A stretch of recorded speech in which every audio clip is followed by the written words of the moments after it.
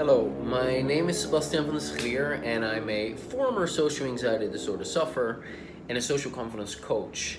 I'm also the host of a podcast called Social Anxiety Solutions, where I interview psychologists, coaches, healers, psychotherapists, researchers, etc. for the best social anxiety solutions. And I am the creator of the social confidence system and the first ever online social confidence community. So I'm answering a question today that I saw under one of my YouTube videos. And the question is as follows, and I'm paraphrasing. What if I don't know what the experience is that kickstarted my social anxiety, because I have so many experiences in my past that I need to address. How do I know what to do? Right. So my answer, when you're seeing this, first off, I talk a lot in my other videos about how your social anxiety is the result of your brain perceiving threat. So your brain is perceiving threats. As a result of perceiving threat, it activates this part of your brain called the amygdala. It's actually a bit more complicated if we would go into the neurology, but I'll spare you the details. Basically, the amygdala is this almond-shaped sized part of the brain which puts your whole system in survival mode when there is a perception of threat. So that's actually what social anxiety is. You're experiencing the result of the activation of the fight, flight, freeze response, and your whole body's in survival mode. So your heart is racing, and blood is going away from your head and your digestive system into your outer limbs, so you can run as fast as you can away from the danger, so you can fight danger as hard as you can if you need to fight it, or you freeze if you play dead, if you can't do either. So that perception of threat is the real problem. Now, you can manage the social anxiety symptoms by talking to yourself in a particular way. Hey, it's just a false alarm that's going off, and I'm all right. And you can kind of soothe yourself a little bit by using your language, and it's good to do that. It's helpful to do that. But you don't really get rid of the problem until you actually address the perception of threat. What is causing the perception of threat? Well, that's actually beliefs. Beliefs like, they're out to get me. People don't like me. I'm not good enough. They're better than me. I have to be perfect, etc. I could go on for a while. Now, it's these beliefs that you've learned from somewhere. You didn't come into the world having these kinds of beliefs. It's a result of your programming. What kind of programming?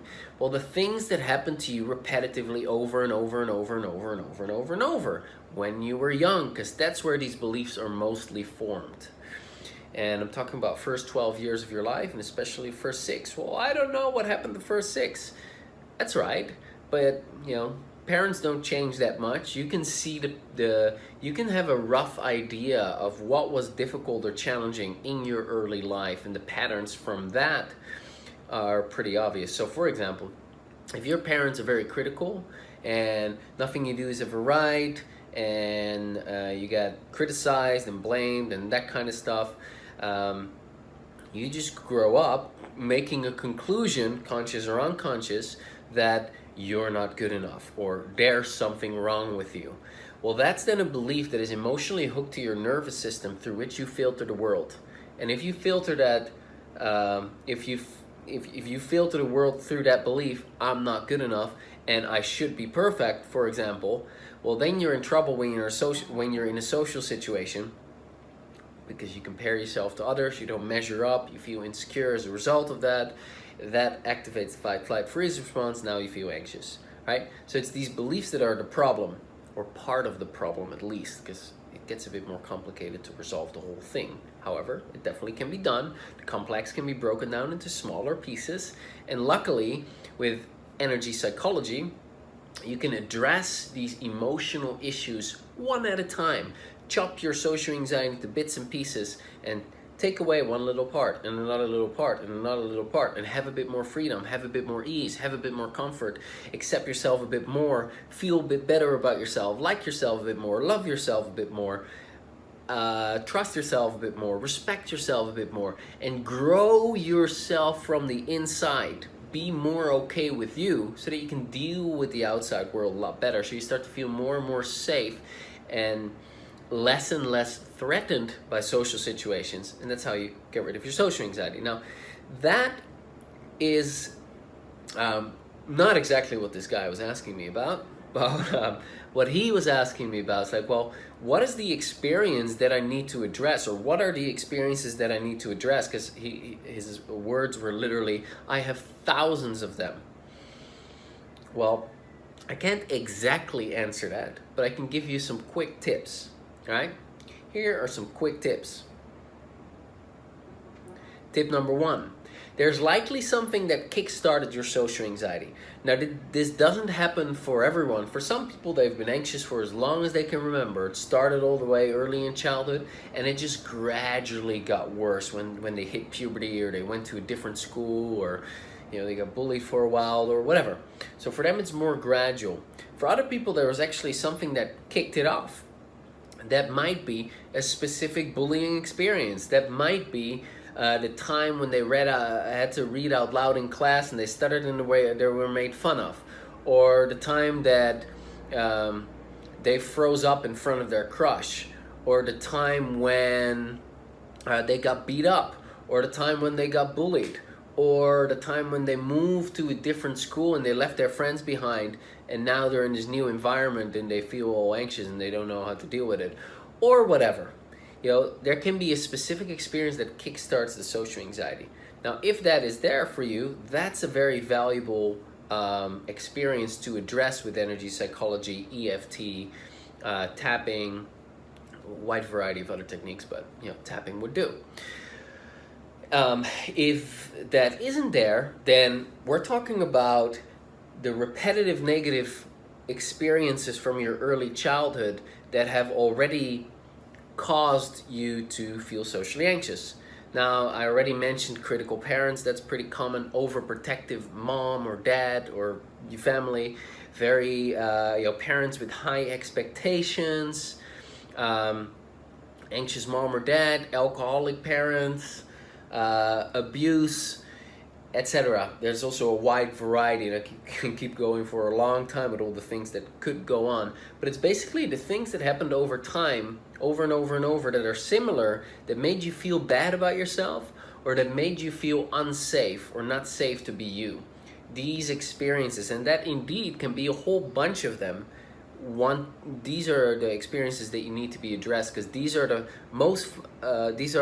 where the most foundational core limiting beliefs about yourself, others in the world, have been formed. Those are your imprints, and so that needs to be addressed. How to do that's beyond the scope of this video. So that's where you want to go. Now, you can, for example, pick a specific memory from that, or a few specific memories from that, and address them one by one. Definitely not the most effective way of going about it, but a effective way of going about it. Advice number 2, and that is the generalization effect.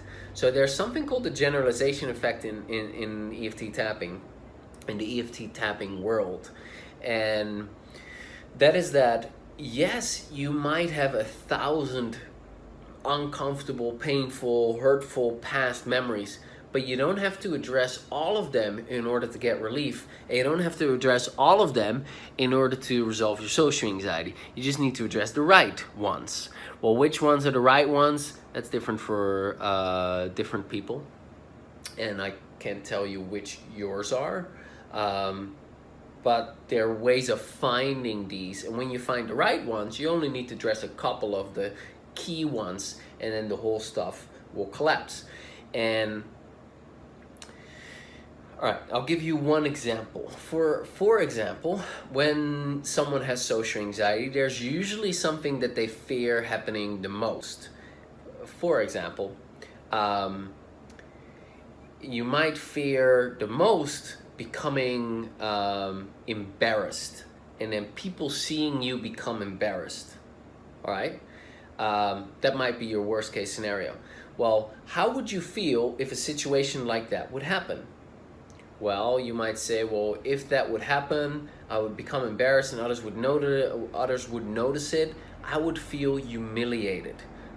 Okay, so that's the feeling that you're really trying to avoid, that feeling of humiliation. Well, you can then look for, well, where did I feel that feeling of humiliation before? Why is this such a painful emotion for me to avoid? Well, because you've experienced it in the past and it was so bad that you don't want to feel that ever again. So you then might find that you have a whole bunch of experiences where you were humiliated. Maybe they always mocked you in class. Maybe people looked down on you. Maybe you asked your crush out and she laughed in your face. Or maybe, the teacher humiliated you in front of the class. Maybe your mom always said something in a particular way to you, etc. So you might have a whole bunch of memories of humiliation. Maybe when you write a list down, you can come up with this long list. You might think, oh man, I have to address every single memory. It's going to take such a long time. Yeah, not really, because of the generalization effect.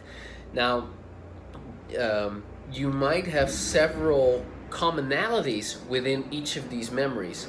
Maybe it's a lot of similar people, maybe it's a lot of similar environments, maybe the circumstances is very similar, maybe the way how you react is very similar. Anyway, your subconscious is aware of how these memories are related. And when you address a couple of the key memories, 3, maybe 5, maybe more, but usually in my experience, if you address 3 or 5 of them, that whole feeling of humiliation drops. So you might have for example, you might have 100 memories of humiliation, but you address 5 of them. So you neutralize the emotion of 5 of them, and all the other 95 release as well. And you get a big, profound shift. So that's the answer. Hope it's been helpful. This is the tip of the week.